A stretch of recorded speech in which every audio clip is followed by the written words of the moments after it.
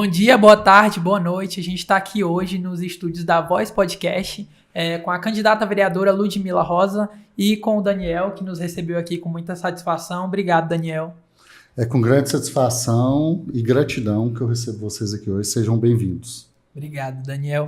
E hoje a gente está aqui com a Ludmila Rosa, que é candidata vereadora por Goiânia. E eu quero começar esse bate-papo perguntando: quem é essa tal de Ludmila Rosa? Ludmila? Bom, oi Daniel, oi João, oi para todo mundo que está nos assistindo. Essa é uma pergunta de $1 milhão, eu acho que foi uma pergunta que permeou o primeiro semestre em Goiânia e para muita gente, né? A gente conseguiu colocar esse debate. Quem é essa tal Ludmila Rosa, né? A Ludmila Rosa é uma jovem que veio do interior, nascida e criada no interior do estado, uma cidade a 520 quilômetros aqui da capital. Eu chamo de majestosa cidade de Posse, a rainha do Nordeste goiano. E nasci e cresci em Posse, filha da Cleonice, neta da dona Albertina. Sou fruto, João, Daniel, de uma casa de mulheres muito fortes. Nasci numa casa em que as mulheres eram as cuidadoras, mas também as trabalhadoras, eram as gestoras, era tudo isso. E eram também duas mulheres que me deram muito amor, muitos valores e muita força para crescer e expandir. Então eu venho desse lugar. Minha mãe solo, faço parte das 12 milhões de famílias que são constituídas por mães solo e que encontram redes de apoio. No meu caso, felizmente a rede de apoio veio da minha avó. E assim eu me criei, assim eu cresci nesse lar repleto de trabalho, nesse lar simples, humilde. Minha avó, uma lavradora, minha mãe professora durante todo o tempo da vida dela, mas só conseguiu passar num concurso público quando eu já morava em Brasília, nós vamos chegar lá. Então, essa é a Ludmila que estudou majoritariamente em escolas públicas no interior, a Ludmila que era esportista no interior, jogava futebol, jogava futsal, fui atleta, fui representante de sala, fui amiga dos meus professores, fui de comunidade. Então eu vivi muito bem esse momento da minha vida que eu passei no interior. O espírito de comunidade nasce daí, né? O espírito de cuidar, o espírito de pertencer vem desse lugar. Ludmila, eu estava pensando aqui quando eu ouvia você falar. E quando eu te retratei a primeira vez, sua mãe veio aqui no meu estúdio, veio até a cachorrinha. A Gal. E aí sua mãe me contou sua história de vida. Eu fiquei assim, repleto, tanto que você tem uma garra, sabe? Que você saiu lá do interior, aí sua mãe falou que ela te deixou partir no momento para você ir conquistar seus sonhos. Você com 16 anos, uma mulher, aí você foi para Brasília procurar os estudos e você chegar onde você chegou. Então, sim, eu tô aqui para te dar os parabéns, porque eu sei que você tem essa luta, sabe? Desde aquele dia eu conheci um pouco da história, mas eu já vi que você ali já era uma mulher de garra. Trazer a mãe para falar da gente é sempre mais impactante, né, Daniel? Mas é isso, assim, como eu falei para vocês, eu nasci e me criei em Posse. E eu vim para Goiânia aos 16 anos de idade, em busca de uma oportunidade, mas não pensem vocês que foi fácil, não. Claro. Aquela época, Daniel, minha mãe tinha um cargo em comissão, ela era comissionada do Estado numa escola pública estadual. Minha mãe já era pedagoga à época, mas o salário era muito baixo, como eu disse a vocês, a minha família toda muito simples. Apesar de a gente ter essa compreensão de que eu teria que sair da minha cidade, lamentavelmente, isso é um tópico que a gente vai tratar aqui, para buscar oportunidades, para buscar expandir a minha trajetória, mas a gente não tinha recursos financeiros. E eu entendia que a minha mãe sofria muito com isso, sabe? Ela ficava nesse dilema.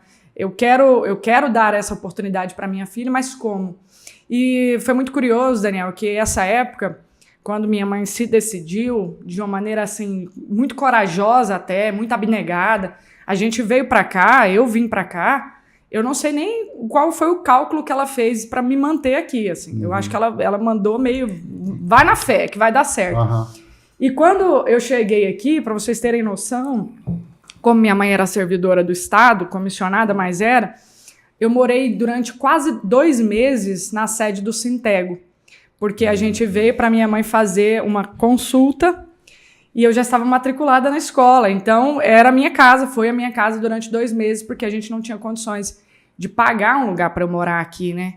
E através dos vínculos que a gente tinha em posse, familiares e tal, a minha mãe soube da casa de uma tia de alguns primos dela, que era uma senhora e muito querida, e falou, olha, leva a Ludmila lá, ela mora sozinha, e numa casa ao lado morava a nora dela com 2 netas, falou, olha, a Ludmila acho que pode perfeitamente ficar lá e ainda faz companhia para ela, a dona Cristina. E assim eu morei por 1 ano, Daniel, aquilo que a gente brinca aqui no estado, né? Morei de favor, mas foi um ano muito rico para mim, sabe, uma experiência única, em que eu saí do seio da minha família e vim para uma outra família completamente alheia, que eu não tinha muito contato, não tinha muito conhecimento. Fiz ali também uma espécie de cuidadora, entre muitas aspas, mas de companhia, né? E foi um ano de muito crescimento para mim, crescimento e maturidade, assim. Tenho muito orgulho dessa... Foi uma evolução. Foi uma evolução, foi um choque, na verdade, assim. Sair daquele, entre aspas, conforto, mas só de você estar perto da sua mãe, da sua avó, é uma comodidade, é um lugar de segurança para você vir para uma outra cidade, morar com pessoas que você não conhece. Fazendo o 2º ano, eu me lembro que eu cheguei aqui e minha mãe conseguiu me matricular numa boa escola, o Preveste. E eu cheguei para a primeira aula lá, os meninos estavam recordando as matérias do primeiro ano, né? E eu, no meu primeiro ano, como na 8ª série, 7ª, estava numa escola pública do interior. Às vezes a gente passava o ano inteiro sem ter professor de matemática, sem ter professor de química. Pegava lá na frente o professor de inglês para dar nota final de química, porque não tinha mesmo. E eu me lembro de sentar na aula, todo mundo desconhecido, eles já se conheciam, porque vinham do primeiro ano, na mesma escola. O professor entra na sala de física e começa a dar aula, né? E ela coloca uma expressão, uma conta enorme, uma fórmula. E eu me lembro até hoje, isso nunca sai da minha cabeça. Ele diz assim, 1 mol. E todo mundo respondendo. E eu, Senhor, nunca vi isso. O que é mol? Nunca tinha ouvido, sabe? Para vocês verem, assim, a discrepância que entre a educação pública e privada, mas entre a educação na capital e nos interiores. A gente está falando de todo esse tipo de desigualdade, claro, né? Então, morando numa outra casa, morando com pessoas desconhecidas, eu ainda tive que me colocar na mesma página que os meus colegas para conseguir ser aprovada, conseguir ter boas notas, enfim, passar de ano. Então, foi um ano desafiador, mas deu certo. Antes do 4º bimestre, eu já tinha sido aprovada em todas as disciplinas. Olha sem só, dúvida, estrelinha para mim. Eu não tinha essa dúvida. Ludmila, e a gente que te acompanha, a gente percebe que você está sempre falando sobre o TDAH, que é algo muito presente na sua vida. Como que foi essa sua trajetória com o TDAH? Como que influenciou na sua trajetória? João, é muito interessante essa sua pergunta para a gente trazer o debate sobre o TDAH, desmistificar, elucidar algumas questões. O TDAH, gente, para quem não está situado na sigla, é o transtorno do déficit de atenção e hiperatividade. Hoje, há uma média de que 5 milhões de crianças e adolescentes e adultos no Brasil tenham esse transtorno. É uma condição de existir. Não é algo que você trata e deixa de ser TDAH, sabe? Acompanha ao longo da sua vida. Então, João, eu era uma criança extremamente ativa, hiperativa, e eu era daquelas crianças, Daniel, que pegava tudo muito rápido. Então eu comecei a ter problema na sala de aula, porque naquela época, se obviamente até hoje a gente tem problemas com inclusão, se você veja lá, na década de 90, aqui eu já revelando minha idade, né?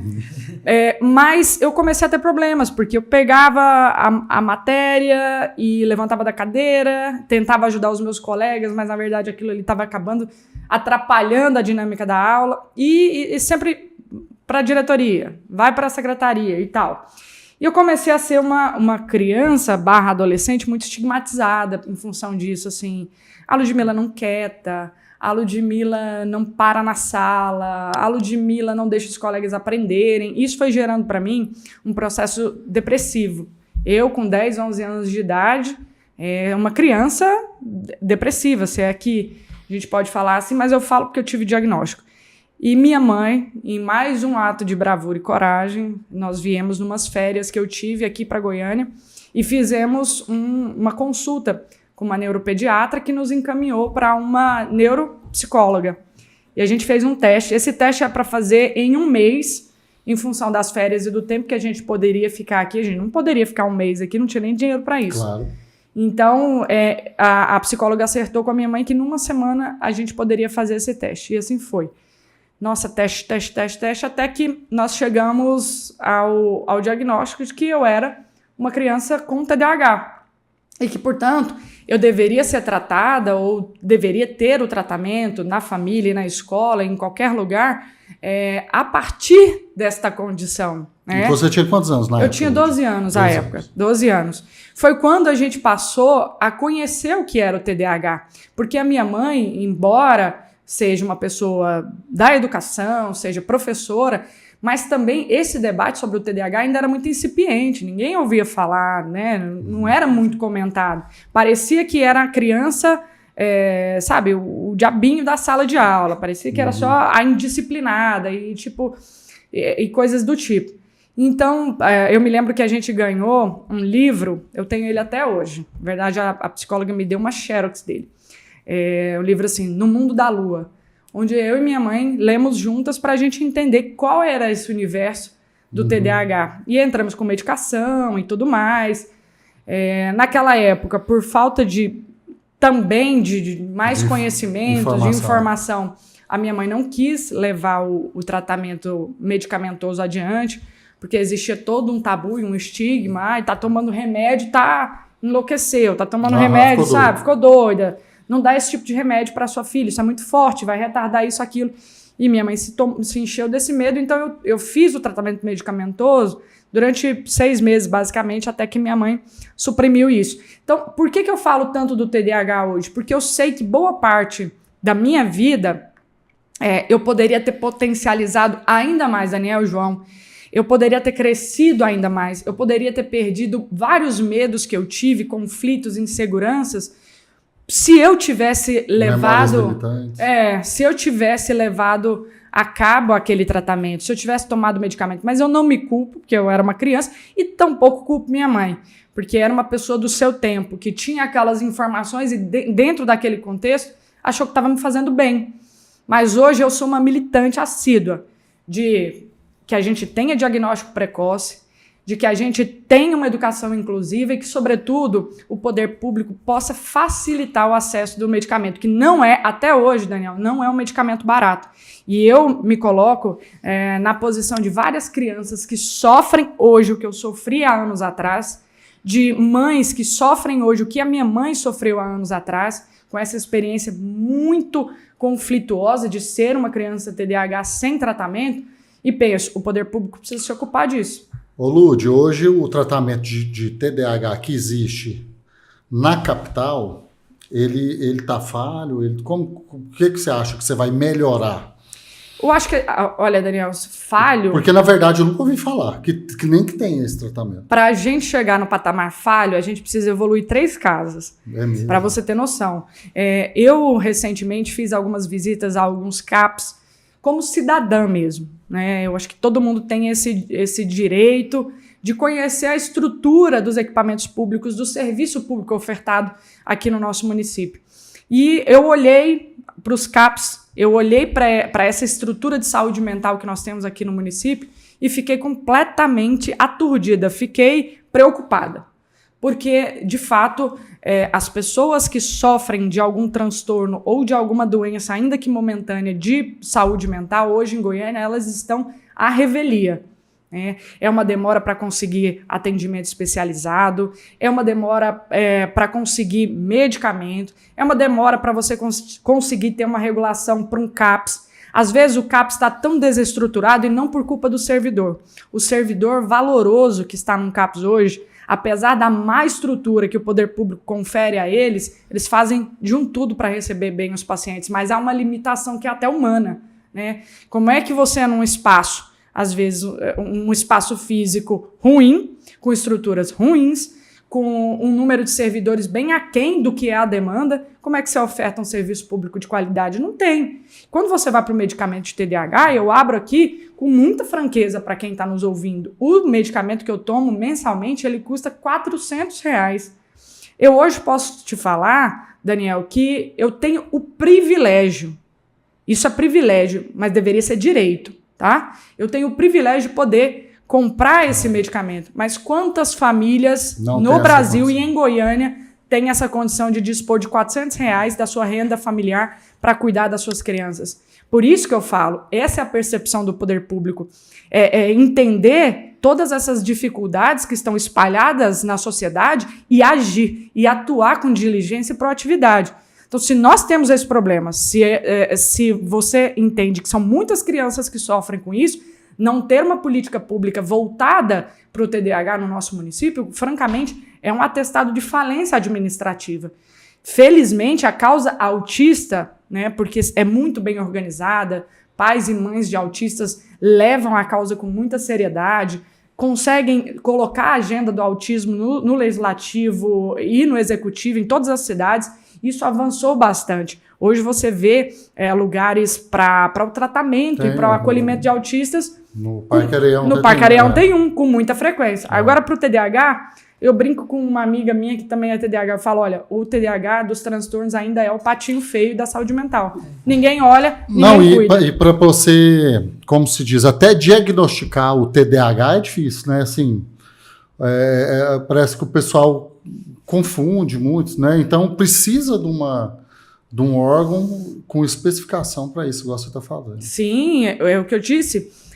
À época, Daniel, eu fui numa neuropediatra e ela me encaminhou para uma psicóloga especialista nesse diagnóstico. Então, veja bem, nós fizemos em uma semana por exceção, por uma excepcionalidade, porque eu morava em outra cidade e nós tínhamos que ir embora. Minha mãe foi franca com a psicóloga. Mas esse é um diagnóstico que se faz. Eu não sei se isso mudou, mas se fazia até outro tempo atrás, um mês. Um mês de testes. É uma coisa muito séria, muito criteriosa. Porque nós também não podemos corroborar com a banalização dos diagnósticos, Daniel. Exatamente. Não podemos, porque hoje, dada talvez a gente começar a falar mais sobre o TDAH, a gente vê um memezinho na internet. Falta concentração, faltou memória, esqueceu isso e aquilo, tô com TDAH, já quero um medicamento. E não é isso. TDAH é um transtorno que impacta a vida de muita gente. E se não cuidado e não tratado, ele pode fazer com que grandes talentos sejam sucumbidos, que percam a vontade de viver, que percam a vontade de crescer e evoluir. É disso que nós estamos falando. E é por isso que eu trago essa pauta com muita seriedade.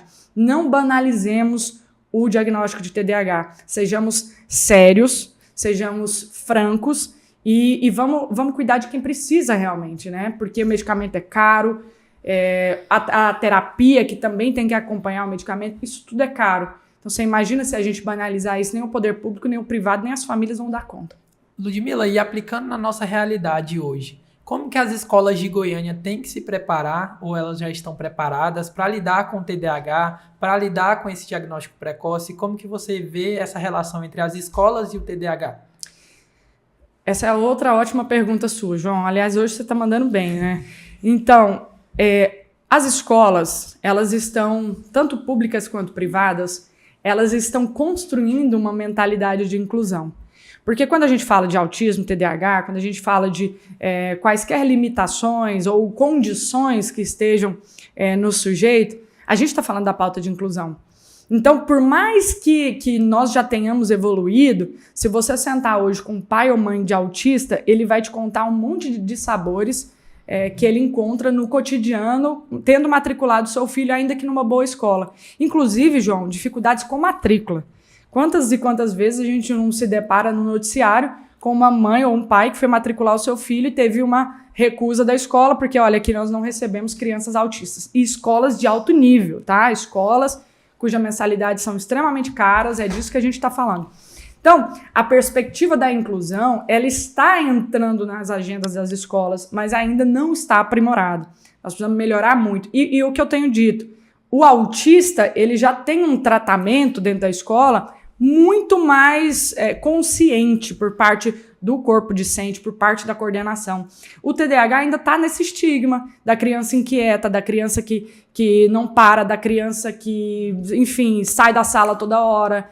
Então, eu acho que o nosso dever aqui, fazendo uso desse microfone que chega tão longe, é dizer, o TDAH também é uma condição, ele também precisa entrar numa perspectiva de inclusão. As escolas precisam, e não segregar, sabe, como a gente tem feito aí, como a gente tem visto fazer. Ah, vamos fazer inclusão? Vamos, é matricular a criança, mas na hora de fazer uma atividade, na hora de fazer uma prova, você coloca aqui as crianças ditas normais e numa salinha à parte, as crianças ditas anormais, alguma coisa.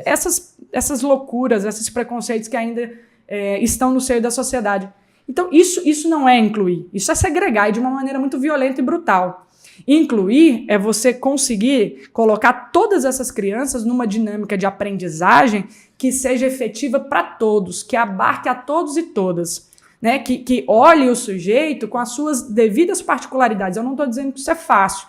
E é por isso que nós já temos a compreensão de que é preciso ter um professor e é preciso ter alguém para assistir esse professor, um professor de apoio, um professor que consiga fazer a assistência desse professor regente. Nós sabemos que isso tem um custo, mas é um custo de educar as nossas crianças, é um custo de incluir. Então, para mim, vou afastar a palavra custo e vou dizer investimento. Investir nas nossas crianças é investir no futuro do país. Não, e você é um exemplo, né? Eu posso dizer que eu sou fruto de um tratamento, ainda que tardio, mas que eliminou de mim, Daniel, muitas volto a dizer, das inseguranças que eu tinha. Aquela sensação, a síndrome da impostora, né? Eu nunca vou conseguir fazer isso porque eu não me concentro. Eu nunca vou conseguir fazer aquilo porque eu não paro quieta. Mas hoje você é inspiração para muita gente. É porque eu acho que o primeiro passo, Daniel, é você se conscientizar. Se conscientizar e aceitar. Coisa que antes, há 4 anos atrás, eu tinha um tabu em relação a isso. Eu tinha vergonha porque eu sabia que a partir do momento em que eu dissesse eu sou TDAH, ia trazer comigo todos aqueles estigmas e os karmas que eu acumulei lá na minha infância. Porque eu olhava aquela Ludmila, que era extremamente ativa, que era uma criança inteligente, que era uma criança que gostava de estar na sala de aula e era uma criança que era apartada daquele ambiente o tempo todo. E eu passava a olhar aquela Ludmila com um zelo que era tamanho que eu queria esconder essa Ludmila para ela não sofrer mais. Uhum. Eu entendi, não, é a hora de expor aquela Ludmila como uma hipótese, uma solução. Olha, ela foi aquela criança e ela acessou o tratamento devido, ela se conscientizou e hoje ela é uma adulta funcional, hoje ela é uma adulta que tem 2 graduações em 2 boas universidades. Isso. Entendeu? Então, eu acho que a gente precisa falar, a gente precisa ter exemplos e a gente precisa tirar dessas pessoas esse estigma, porque ele é muito doído e ele limita muitos talentos, sabe? Felizmente não me limitou porque eu tive muito apoio. Mas e o principal apoio, talvez, seja, sem nenhuma modéstia aqui, seja o autoapoio. Uhum. O apoio que vem da consciência e da maturidade, que é você se aceitar dentro do diagnóstico e dizer, peraí, eu não sou menos do que ninguém, eu não sou uma pessoa que prejudica ninguém, como diziam lá, você prejudica os seus colegas porque você aprende, entendeu? Entendi. Não prejudico ninguém. Muito pelo contrário, eu queria o bem dos meus colegas, eu queria que eles aprendessem também na mesma rapidez. Então, perdoe essa Ludmila, goste dela, proteja ela. E é assim que ela está me dando referência até hoje. Não, só para concluir, você tem esse comportamento de querer ajudar os outros desde pequeno, né? Desde os 12 anos, desde quando você tinha ali o TDAH bem ativo mesmo, não vou ajudar, e agora você está se tornando uma candidata vereadora para ajudar as pessoas. Eu acho, Daniel, que isso é um pouco de personalidade, de perfil, mas eu também não vou negar que tem uma referência dentro de casa, tanto da minha avó quanto da minha mãe. Eu vou contar para vocês bem rapidinho um pouco dessa história, assim. A minha avó, naquela época que ter um telefone em casa era quase que ter uma Jaguar. Você se lembra disso, né, Daniel? Comprava ação. E eu me lembro que eu era muito pequena e nós morávamos num setor relativamente vulnerável, né? De pessoas de classe média, menos favorecidas e tal. E minha avó e meu avô conseguiram comprar um telefone. Você imagina que esse telefone, à época, ele virou o orelhão da comunidade. Minha esposa me conta os casos assim. Cara, é muito sério isso. E aí tocava o telefone, às vezes era um interurbano, de famílias dos nossos vizinhos que tinham que morar aqui em Goiânia, em Brasília, em outros cantos. E aí minha avó atendia. Ludmila, vai lá chamar a dona fulana que o filho dela quer falar com ela. Descia eu correndo. Vamos lá, que tem um telefone para a senhora. Voltava e o telefonema tá lá. Então, hoje eu posso olhar isso e dizer, gente, era um negócio assim que fazia com que todas aquelas famílias sentissem a segurança de que minha avó ia colocá-las em contato com seus entes que estavam morando longe. Então, nós éramos um ponto de apoio. A minha avó, eu me lembro também, morou muito tempo na roça, lavradora, agricultora familiar, meu avô também, e nós recebíamos muita gente da zona rural que ia para a cidade para fazer compra, enfim, ia ao médico e tal, e que tomavam café da manhã lá em casa conosco, almoçavam conosco. Então, por mais que nós tínhamos 3, 4 pessoas na casa, eventualmente, as panelas que minha avó fazia eram sempre panelas grandes, porque sempre recebia alguém da zona rural para alimentar, porque as pessoas iam lá, e isso era comum. Eu cresci nesse ambiente da colaboração. Então, para mim, estar em sociedade é isso, sabe? Por isso que eu falo, é muito importante você ter referências. Não é porque a Ludmila nasceu apenas vocacionada para ajudar. Eu acho que tem uma coisa de personalidade, perfil também. Mas se eu não tivesse a dona Albertina, que era dona do telefone, que telefonava meio mundo de gente lá, se eu não tivesse a dona Albertina que fazia almoço, janta e café da manhã para um monte de gente, se eu não tivesse a minha mãe também, que trouxe para mim vários exemplos de cuidado do outro. Às vezes, hoje, tenho discussões com a minha mãe. Falei, mãe, a senhora já está chegando, desculpa, mãe, mas vou falar a sua idade. Está chegando na casa dos 60 anos.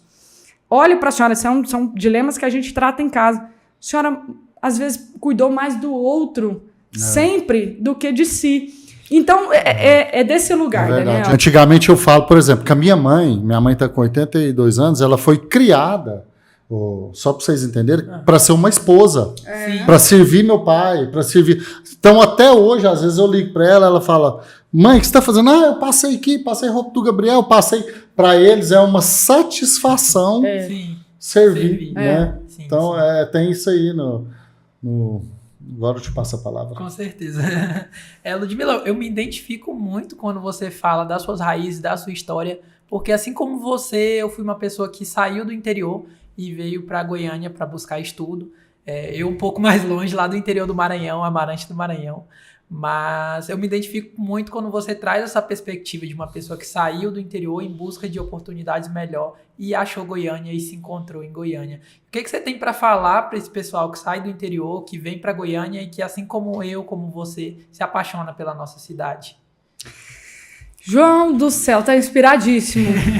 Olha, João, o primeiro ponto que eu tenho que abordar aqui é que eu acredito que nós precisamos romantizar menos essa saída das nossas casas e dos nossos lares para buscar oportunidade em outros lugares. Isso é o ponto número 1. Nas capitais. Sabe por quê? Eu entendo que as cidades, todas elas, e daqui a pouco eu vou entrar em Goiânia, mas as cidades, elas precisam ser ambientes de crescimento e oportunidade para todas as pessoas. E é por isso que eu acredito tanto na força das cidades, na pauta da cidade.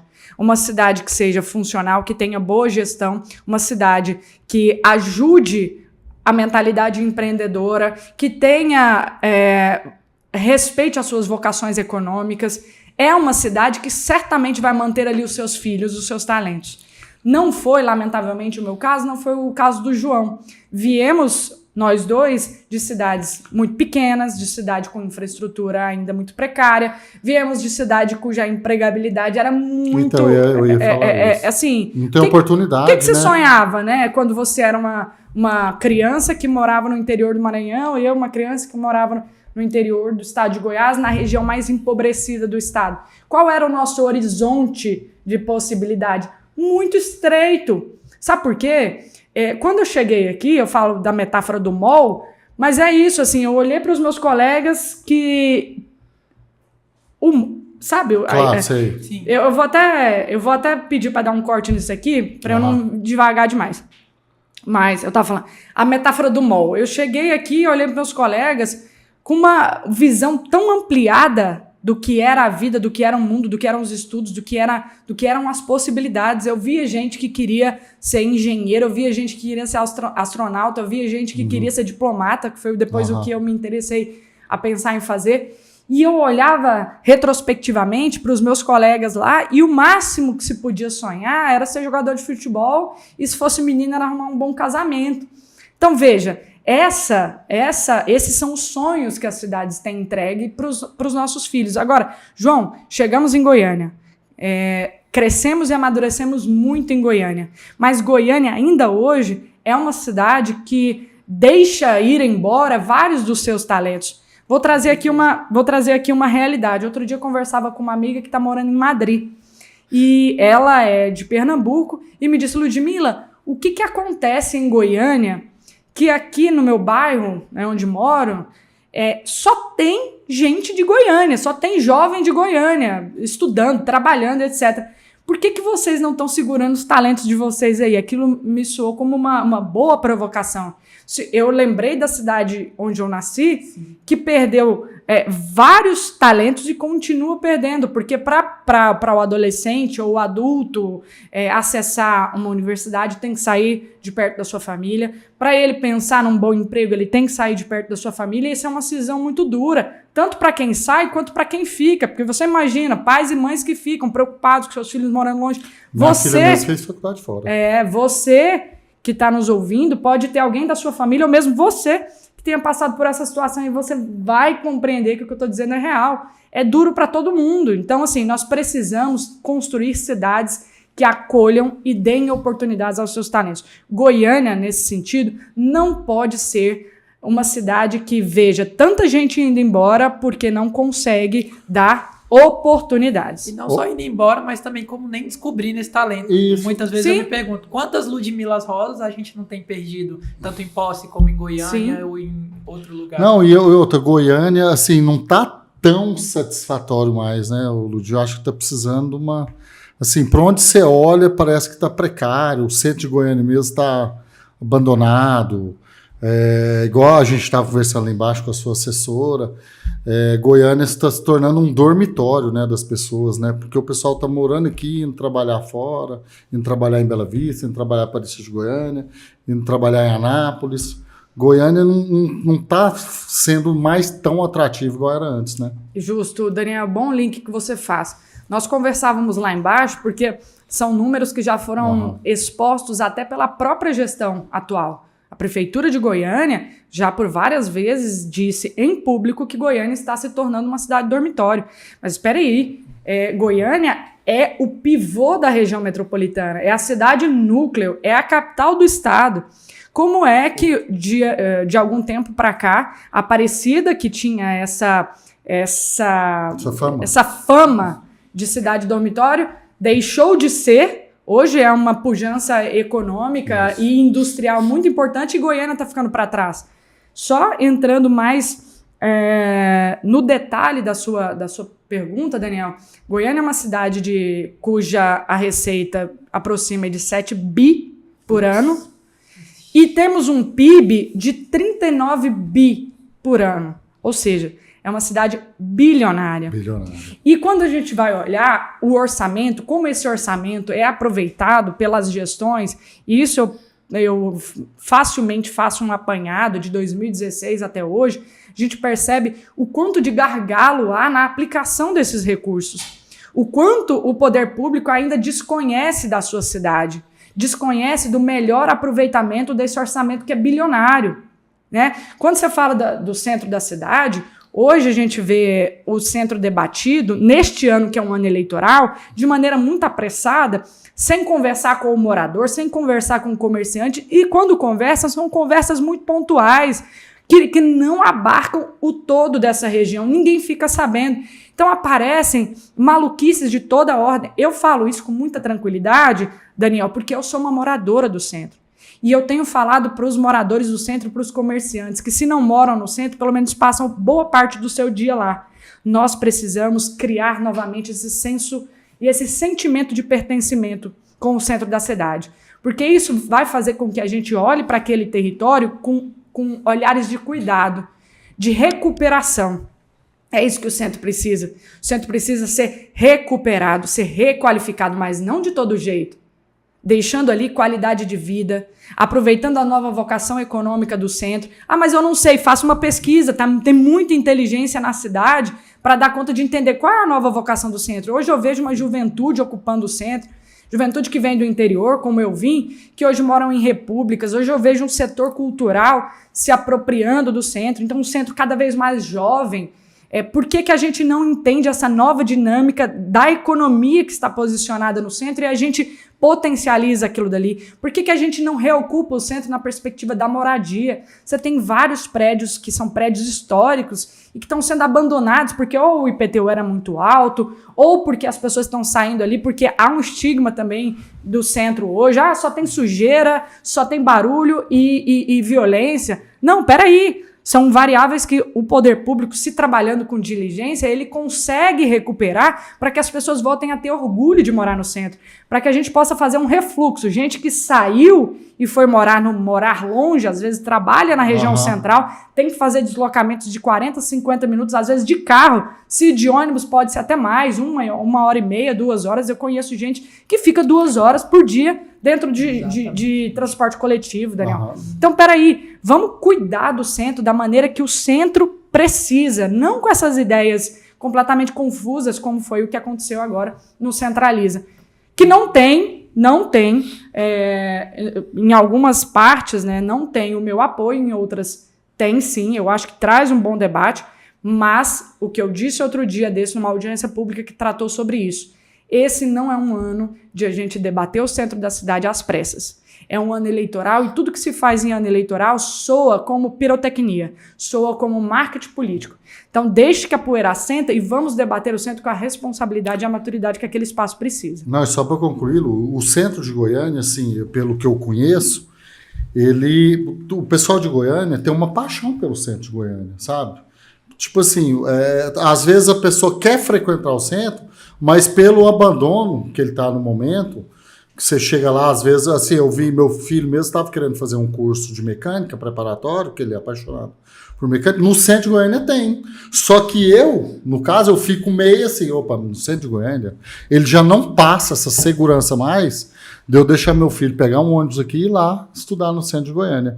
Então, assim, eu acho que tá certo, tem que ser olhado com todo carinho, e se você bater nessa tecla mesmo, se fizer isso acontecer, vai melhorar até a economia geral ali do centro de Goiânia. Eu acho que essa é uma defesa intransigente que a gente tem que fazer. E você vai novamente no cerne da questão. É recuperar esse sentimento de pertencimento e de amor pelo centro, sabe? Hoje eu vejo que ele está um pouco perdido, até pela forma com que as pessoas veem o que virou o centro. É como se, mais do que elas lamentassem, é como se elas tivessem perdido a esperança de ver um centro diferente. E perder a esperança é algo trágico, porque faz com que a gente se acomode negativamente. O centro, hoje um dos grandes problemas do centro, entre 10 moradores que você vai conversar e comerciantes, eles vão apontar que são as pessoas em situação de rua. Isso, que hoje ocupam a Avenida Goiás, que hoje estão ali na 15, quase chegando na Marginal e tudo na Marginal Botafogo. Eles vão falar sobre isso. E aí, por que isso é uma preocupação que a gente tem em relação ao poder público? É só o poder público que dá conta de resolver problema de situação de rua? Não, a gente entende que é um problemaço multifatorial. Mas veja como se comporta a Secretaria de Assistência Social desse município, que, em tese, dentro do seu regulamento, vamos dizer assim, é a secretaria que tem o direcionamento de cuidar dos desassistidos, de cuidar das pessoas em vulnerabilidade. A Secretaria de Assistência Social desta gestão, ela não só deixa de fazer captação de recursos, como ela perde, ela tem que devolver recursos para o governo federal por falta de projeto. Quando a gente tem pessoas morando na rua e esse número só se avoluma. Eu conheço gente que trabalha ali na Avenida do Goiás, que vem conversar comigo. Ludmila, a Avenida do Goiás, se não for cuidada, vai virar uma Cracolândia. E a gente sabe, né, a preocupação das pessoas em relação a isso. Eu acho que Cracolândia virou um nome assim que assusta, porque é um trauma social muito grande. Agora, como que a gente está vendo tudo isso acontecer, esse desgaste todo acontecendo naquela região, pessoas morando naquela indignidade, tomadas pelo vício da droga, do álcool, às vezes sendo assediadas ali por traficantes, etc. Como é que a gente observa esse contexto e você tem uma Secretaria de Assistência Social que devolve dinheiro por falta de projeto? Como é que a gente tem uma secretaria que não reúne condições, habilidades técnicas e até inteligência, ou que não aproveita a inteligência que está lá alocada pelo servidor para construir projetos que consigam tirar aquelas pessoas dali, mas com dignidade? Sem essas medidas assim completamente também atabalhoadas e populistas, que vamos tirar dali, vamos, sabe, higienista, vamos tirar dali, vamos passar o carro em cima, vamos matar, essas coisas que eu tenho certeza que não recebem a anuência, que não recebem a colaboração do morador do centro, que o morador do centro ele está preocupado sim em dar uma nova vida para aquelas pessoas, mas com dignidade, é isso que a gente quer. Então, não essa adianta cobrança... só pegar lá e tirar, né, levar para outro canto. Não, por Deus, você só está espalhando o problema, né? Então, assim, é o que eu falo. O poder público ele tem muito poder de transformar uma cidade. E é por isso que a gente também sempre bate nessa tecla, Daniel, já tivemos essa conversa. Para que ele consiga melhorar a cidade e melhorar a qualidade de vida das pessoas, ele precisa ser melhor qualificado. Ele precisa ter lá pessoas corajosas, pessoas com ideias arejadas e pessoas que admitam ouvir o que o servidor técnico habilitado tem de compreensão de cidade, compreensão de política pública, porque há muita gente boa dentro da prefeitura. E isso precisa ser utilizado a bem da cidade. Maravilha. Você falou bastante do Poder Executivo e me veio um questionamento. E a Câmara? E o Poder Legislativo? O que ele pode atuar diretamente nessa situação do centro da cidade, das pessoas em situação de rua? Como que pode ser feita essa relação? João, a Câmara Municipal de Goiânia hoje, em todos os lugares que eu passo, eu digo sem nenhum pudor que a Câmara hoje é sócia desse desgoverno que está acontecendo em Goiânia. Todos os problemas de Goiânia não podem cair nas costas do prefeito, do Rogério Cruz. Porque são problemas que são tratados ou que são deixados de tratar pelo Executivo e pelo Legislativo. Você que está nos ouvindo, você que está nos assistindo, você sabe, a qualidade desta Câmara é de envergonhar a cidade. A autoestima do goianiense tem sido reduzida porque ela olha para os seus representantes, olha para o nível do debate que está sendo travado dentro da Câmara Municipal e diz, é disso que eu vou esperar uma melhora para a cidade?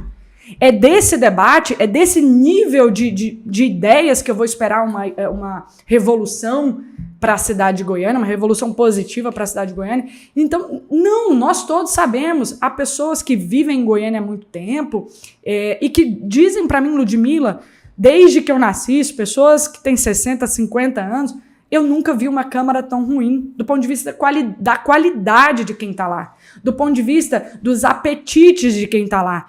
Os interesses da Câmara Municipal hoje não estão sediados no crescimento de Goiânia, estão sediados na política miúda. estão sediados na negociação por cargos, por salários, por poder. Virou uma coisa do poder pelo poder e a cidade que se exploda. Acho que esse é o sentimento que está generalizado e é o sentimento que eu também tenho.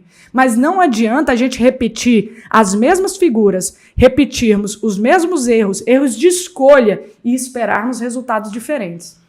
Ludmila, você acha que a gente tem que... Você é uma candidata, né? Que você vai ter seu primeiro mandato agora, né? Amém. Amém. Daniel, eu vou concluir a pergunta. Você vai ter seu primeiro mandato agora. Você acha, assim, que a gente tem que mudar, trocar todo mundo ali? Daniel, eu entendo que esse tipo de pergunta pode fazer com que alguns dos vereadores e vereadoras que lá estão me interpretem mal. Uhum. Que eu coloque todos e todas na mesma vala comum. Mas o que eu quero deixar como reflexão dessa nossa conversa é que se não mudarmos todos, vai continuar com os mesmos problemas. Pelo menos a gente tem que ter um escrutínio, uma busca muito mais apurada daqueles que a gente quer deixar continuar. Porque o modo de trabalhar, a forma com que estão trabalhando, já foi comprovada que não deu certo. Então, se você quer escolher alguém para reeleição, saiba muito da responsabilidade social que tem na sua escolha. Investigue o seu candidato ou candidata. Saiba como ele trabalhou durante esses 4 anos. O que foi que ele apresentou de resultado para a cidade.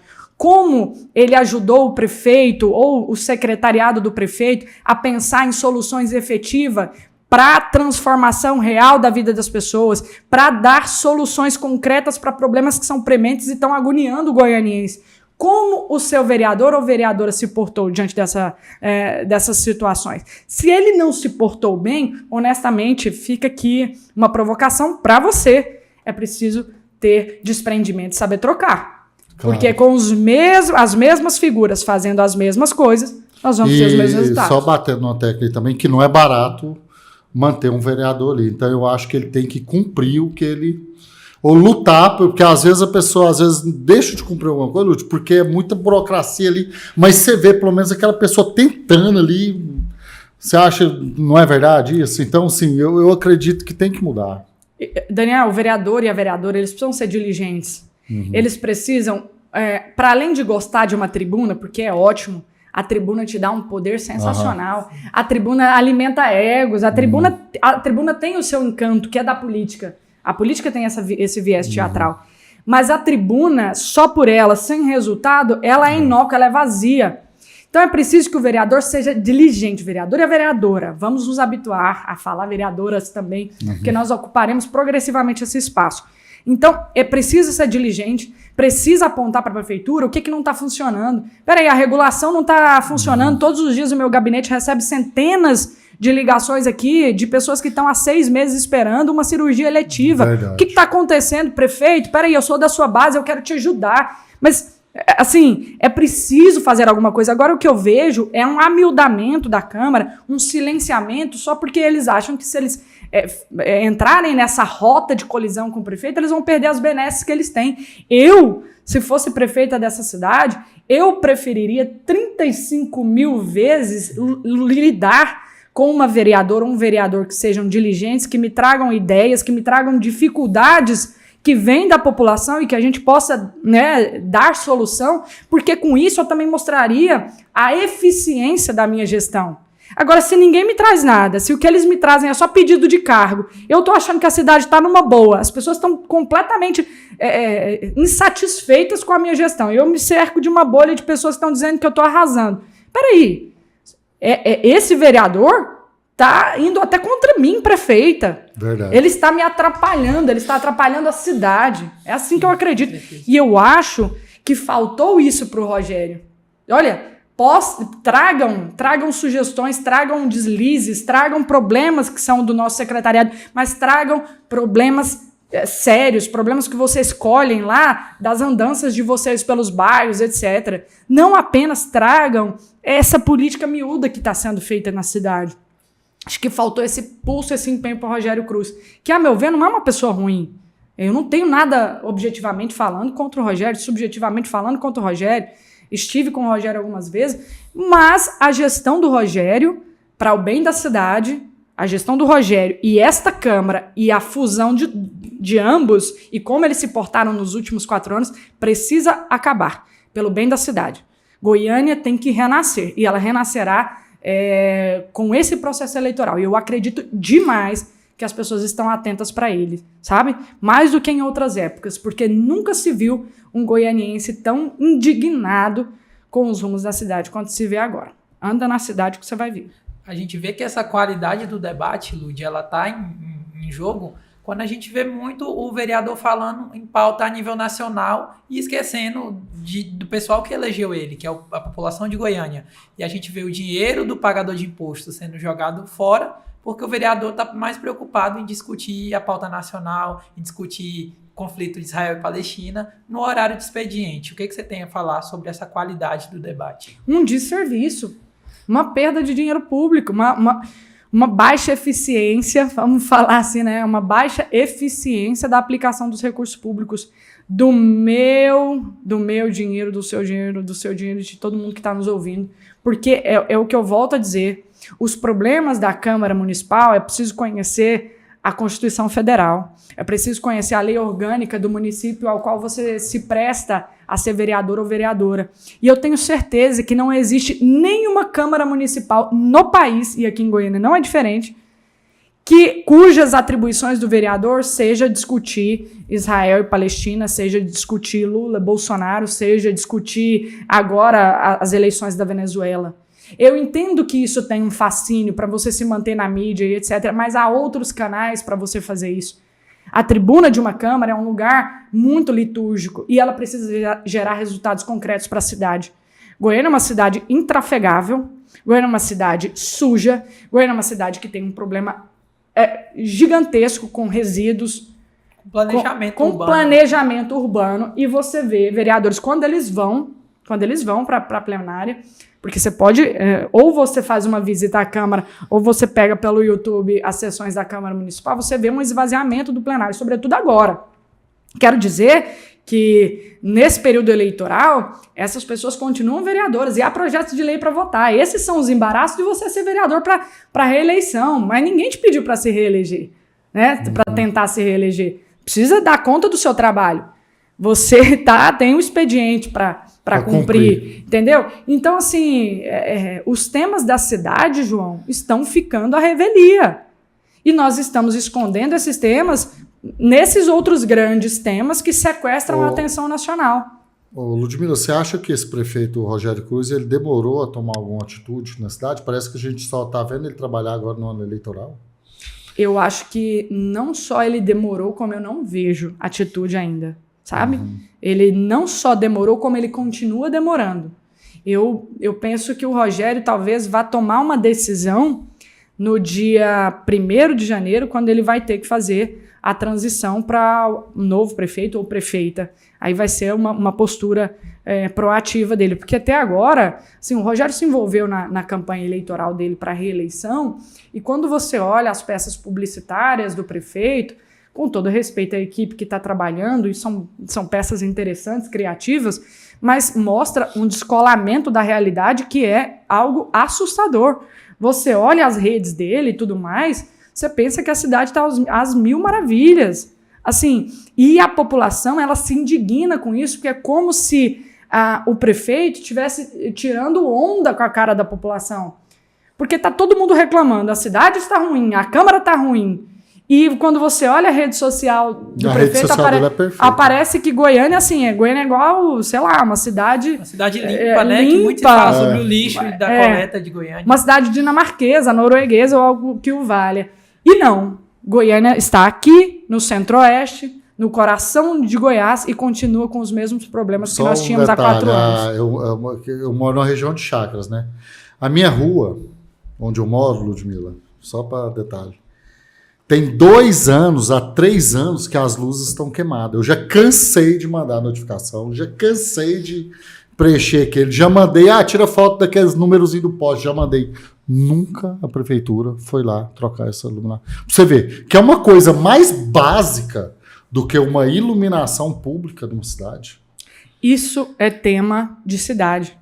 Zeladoria de cidade é tema que deveria estar na... Não, isso que eu tô te falando. É o mínimo, a iluminação pública. Zeladoria de cidade é o tema número 1 que deve estar na pauta da Câmara. É isso. É cuidar da rua, é cuidar da pavimentação asfáltica, é olhar se o Código Tributário do nosso município ele está deixando a cidade dinâmica do ponto de vista econômico, se não está prejudicando ninguém, mas se também a prefeitura não está sendo prejudicada com a quantidade de isenções que fazendo com que a prefeitura perca capacidade de investimento. Entenda, o município ele cresce muito com os investimentos públicos, isso que eu acho que é uma máxima para qualquer pessoa, sabe?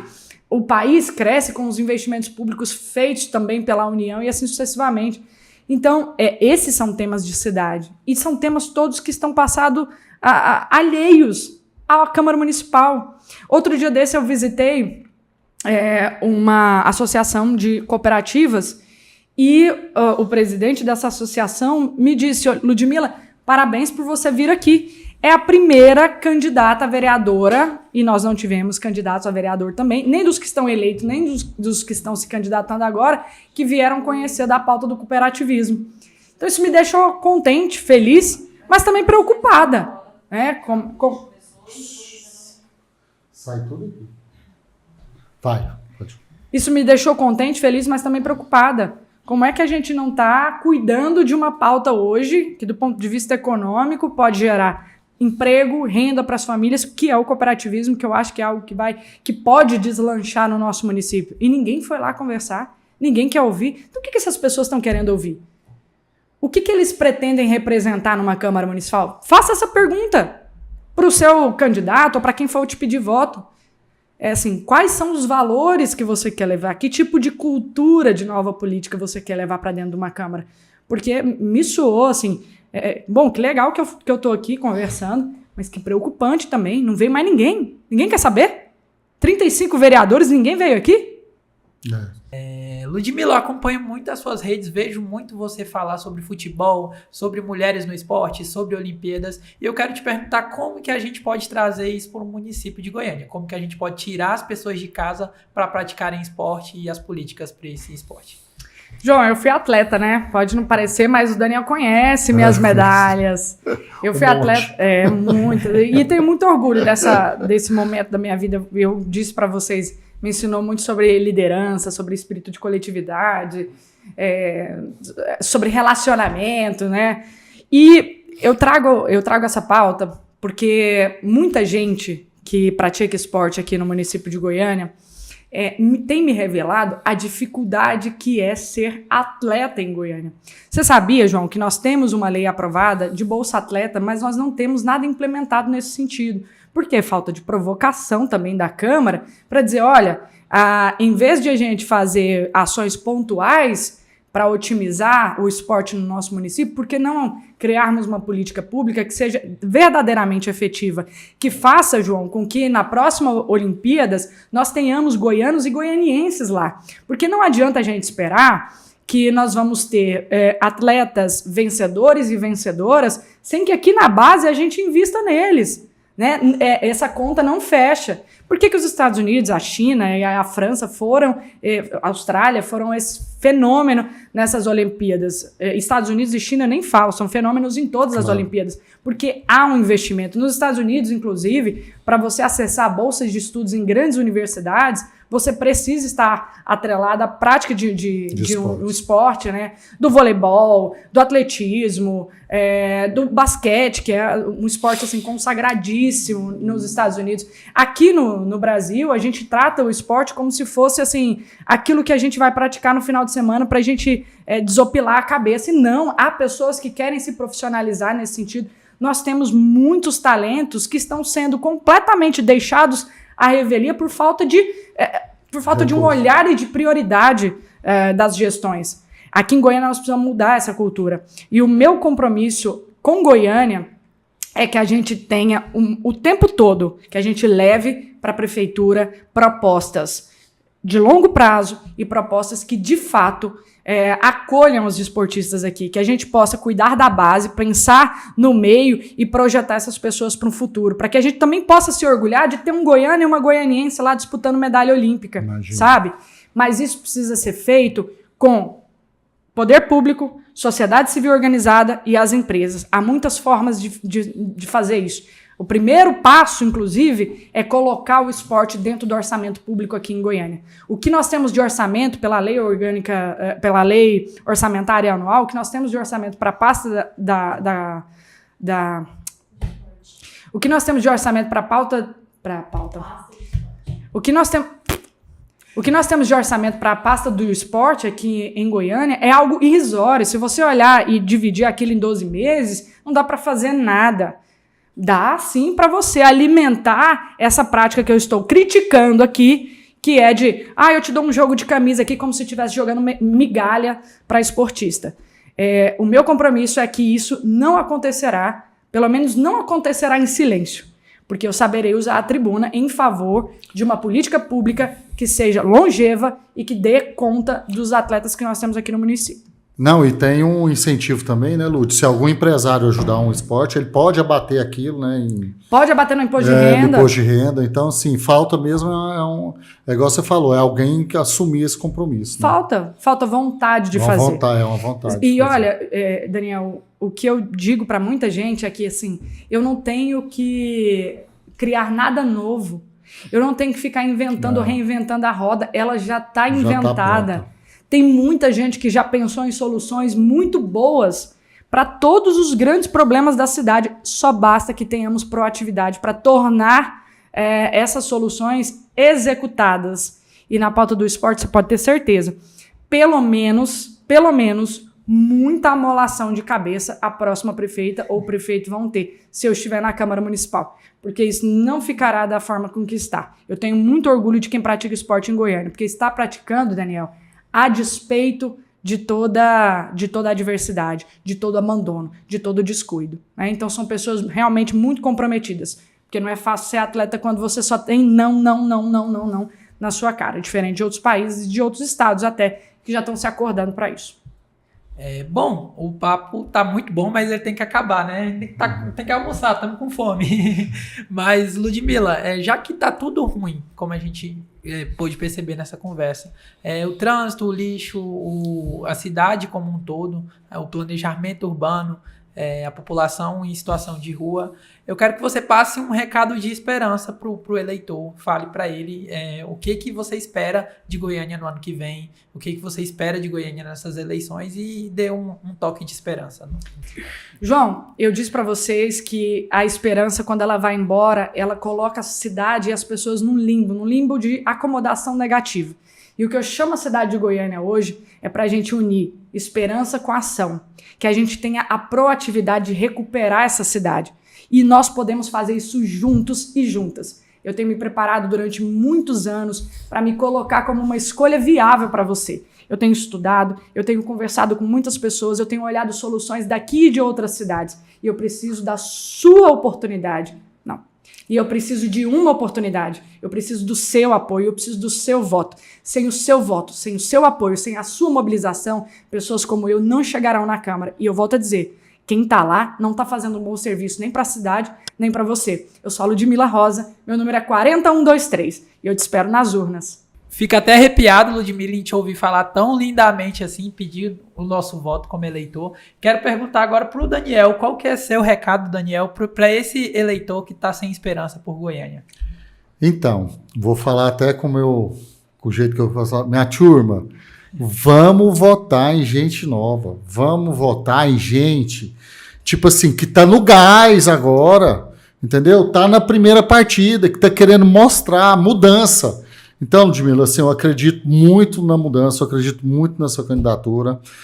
E eu, assim, igual você falou, as coisas básicas sendo feitas pelo prefeito de Goiânia, assim, eu acho que tá faltando cobrança lá. Então, eu acredito muito em você e acho que você é uma das, assim, você é uma das melhores opções para a gente eleger em Goiânia agora, nesse momento de 2024. Obrigado.